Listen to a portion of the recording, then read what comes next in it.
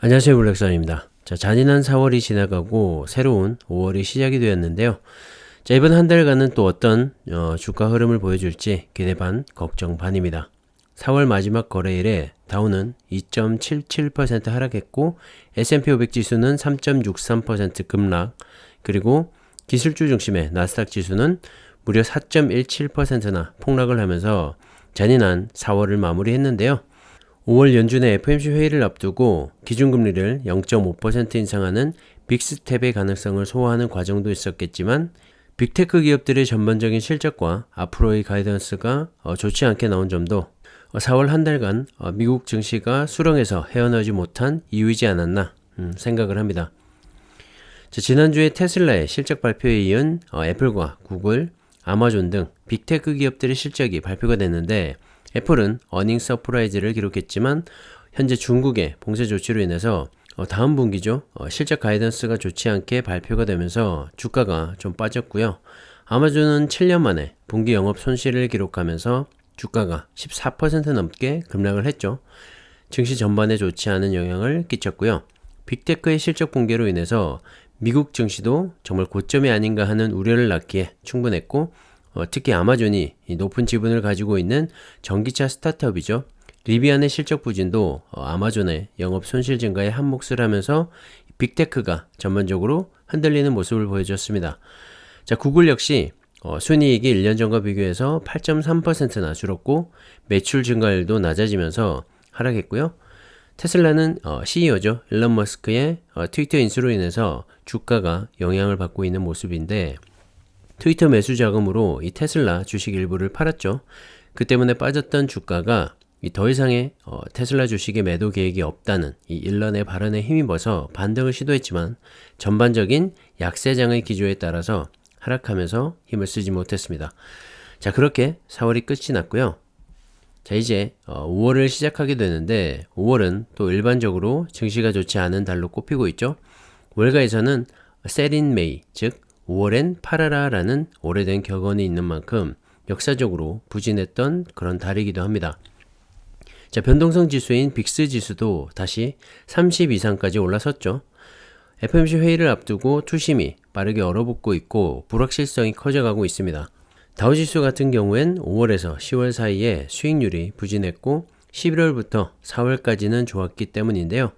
자, 이번 5월은 어떻게 또 흘러갈지 걱정도 되고 또 한편으로는 이미 큰 조정을 받아온 만큼 이제는 반등을 시작하는 그런 한 달이 되지 않을까 하는 기대도 하게 됩니다.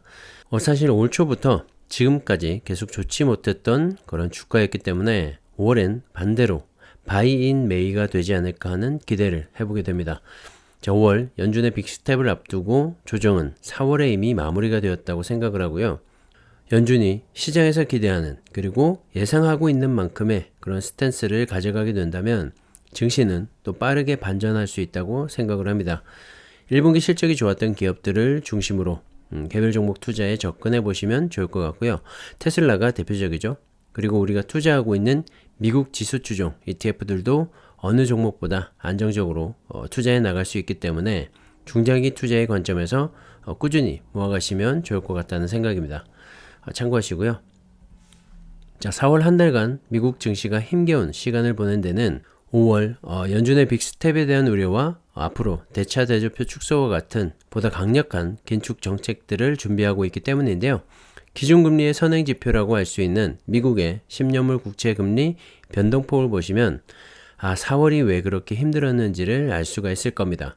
4월 마지막 거래일 기준으로 미국의 10년물 국채금리는 2.885%를 기록했는데 그러면서 4월 한 달간 0.561%포인트 올랐고 2009년 12월 이후 13년 만에 월간 기준으로 최대의 상승폭을 기록했다고 합니다.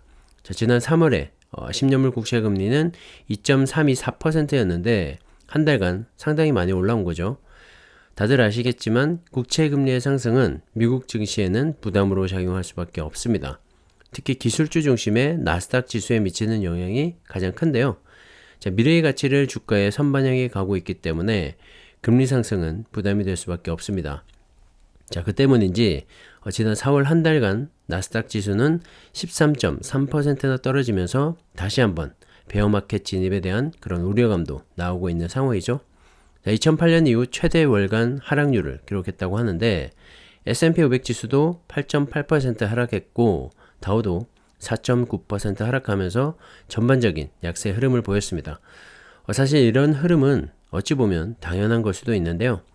코로나 팬데믹으로 인해서 죽어있던 경기를 막대한 돈을 풀어서 부양을 시켰기 때문에 그 풀었던 돈을 걷어들이면서 시장에 단기적인 충격이 오는 건 당연한 결과라고 생각을 합니다. 다만 이러한 과정을 거치고 나서 기업들의 실적을 바탕으로 해서 높아진 인플레이션이 잡혀간다면 증시는 또다시 반등할 수 있는 그런 기회를 잡지 않을까 생각을 하는데요. 첫 번째 이유는 과거의 사례를 바탕으로 봐도 금리 인상과 양적 긴축의 시점에 주가가 힘들어하긴 했지만 여전히 신고가를 경신하면서 우상향하고 있다는 점이고, 두 번째는 이 증시를 떠받드는 건 결국엔 기업의 성장성, 즉 미래 먹거리와 함께 수치로 확인되는 실적이라고 생각하기 때문입니다. 물론 최근에 이 원자재 수급의 어려움으로 인해서 기업들의 실적 전망이 좋지 않게 나오고는 있지만 저는 여전히 이 4차 산업혁명이 진행되는 지금 이 시점에 미래 먹거리는 넘쳐나고 있고 그 먹거리를 바탕으로 진화하고 성장해가는 기업들이 많다고 생각을 합니다. 그렇기 때문에 이번에도 이 금리 인상과 긴축에 따른 단기 조정은 불가피하지만 결국엔 우상향에 간다고 믿고 있고 그럴 거라고 생각을 합니다.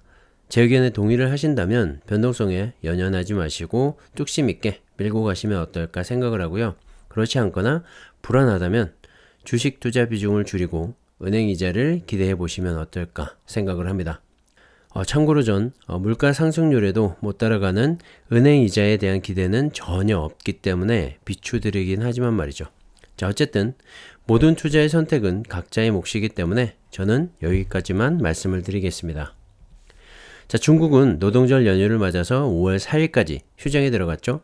하지만 노동절 연휴를 앞두고 지난 29일 중국 증시는 반등에 성공한 모습을 보였습니다.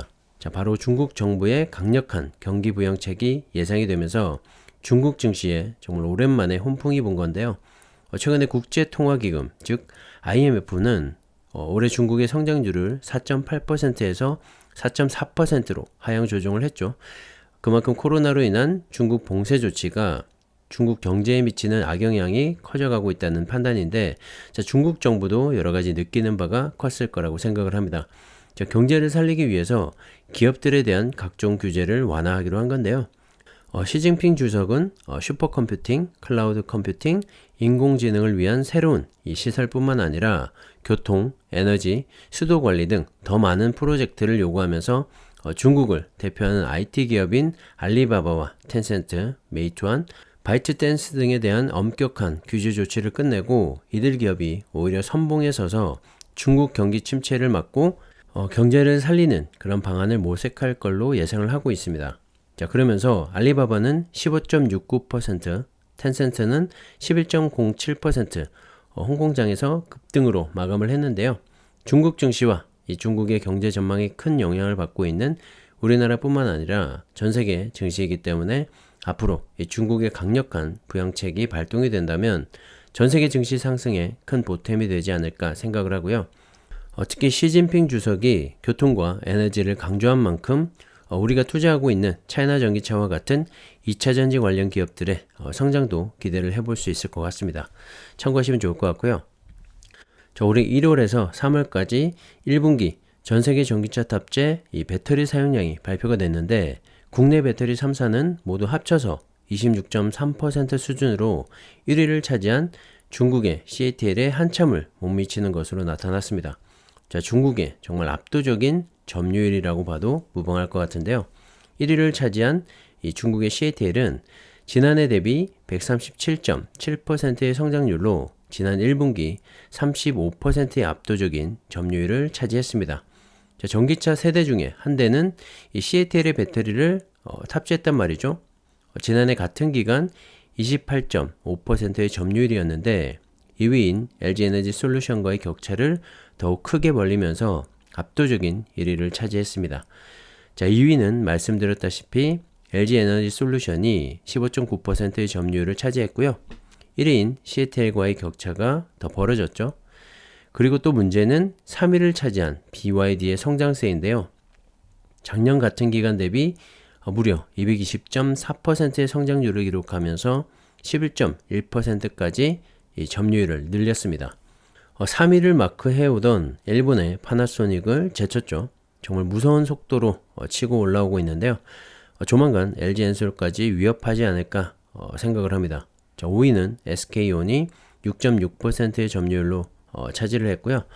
중국의 CLB가 4.4%의 점유율을 차지하면서 삼성 SDI를 7위로 밀어냈네요.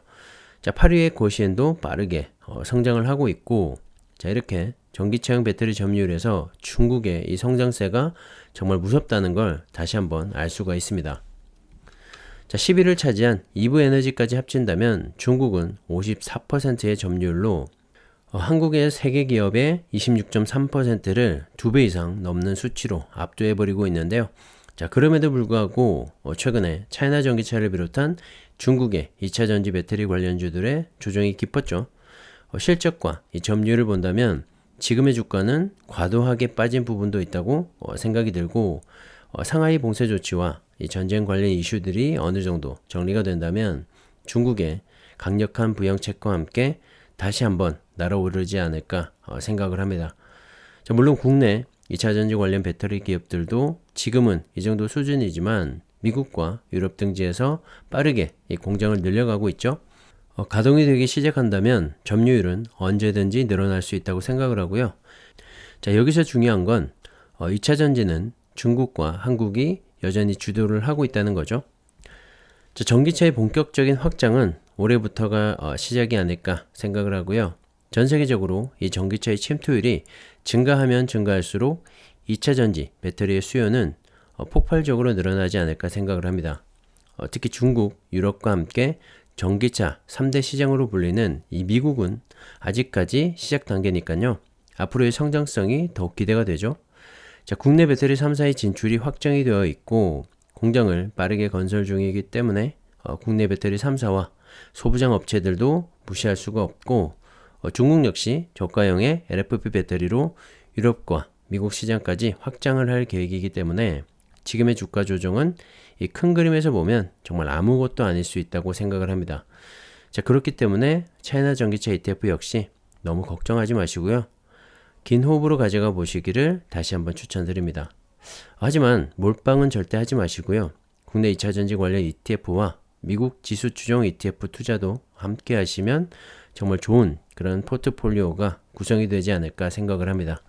참고하시고요. 오늘은 여기까지 하겠습니다. 감사합니다.